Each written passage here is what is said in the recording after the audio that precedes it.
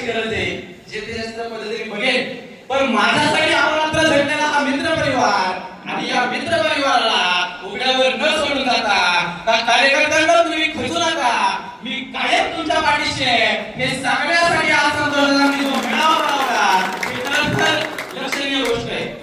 दादा आम्ही बस्ती गावचे आणि बस्ती गावात आम्हाला काही लोक म्हटली होती तर तुम्हाला 40 ते 50 मतांवर मतदान पडणार नाही. पण हे ऐकताच आमच्या गावातील महिला मंडळ असेल किंवा जे हातावर पडण्यासारखे मोजण्यासारखे 5 ते 6 युवक कार्यकर्ते होते. ज्येष्ठांची बस्ती गावात खरंच कमतरता होती आमच्याकडे. पण ज्या हातावर मोजण्यासारख्या 5 कार्यकर्त्यांनी प्रत्येकाने 50 मतं घेऊन दाखवले आणि संतोष दादा तुम्हाला 222 मतं दिली याचा आम्हाला खऱ्या अर्थाने अभिमान वाटतो. ही ताकद संतोष दादांच्या चेहऱ्यात होती. ही ताकद शिवसेनेच्या धनुष्यबाणात होती.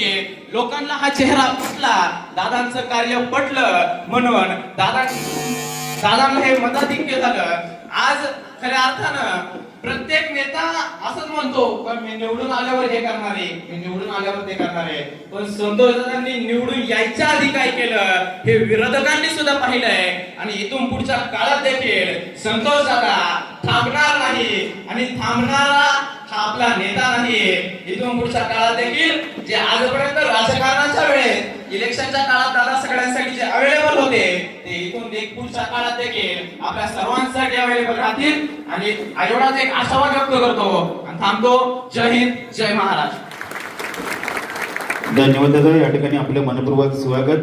आपल्या मनातील खदखद आणि प्रत्येक गावामध्ये असाच समोरचे 5-50 कार्यकर्त्यांनी एकटाच कार्यकर्ता लढत होता. असंच आमच्या खानापूर गावामध्ये सुद्धा अशोकराव सारखा एकटाच कार्यकर्ता होता आणि समोर 50 जणांची फौज होती. त्याचबरोबर आमच्या मनीषाताई असतील महिला भगिनीमध्ये त्या या ठिकाणी लढत होत्या. आणि सर्वात जास्त मतदान हे आमच्या खानापूर गावामधून अशोकरावनी तुम्हाला काढून दिले. असा हा आमचा अशोकराव धान्यावर. त्याचबरोबर श्री क्षेत्र धामेरखेड गावामध्ये सुद्धा प्रीतमजी गोंडे एकटाच लढत होता. पण सगळ्यात दादा थोडीच या ठिकाणी त्यांनी मतदान काढून दिलं. अशी दोन्ही गावं दादांना प्रेम करणारी आणि प्रत्येक गावामध्ये एकच कार्यकर्ता पण समोर 50 जणांची फौज होती.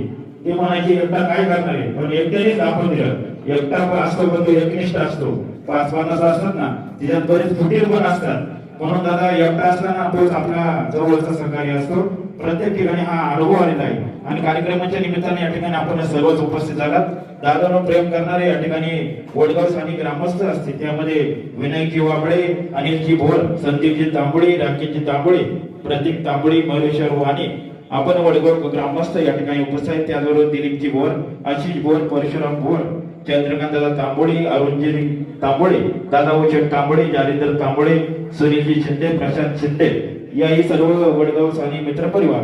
त्यामध्ये चिंचवडी काशीदवरून आलेले मंगेशजी काशीद, संकेत काशीद, दिलीपजी काशीद, साईराज चव्हाण, सार्थक काशीद, आकाश गोंदा, वैभव शेठ शिंदे, ओंकार काशीद, मंथन कोण, प्रतीक काशीद, विनायक काशीद, ऋषिकेश काशीद, गणेश काशीद आणि प्रतिमेश चव्हाण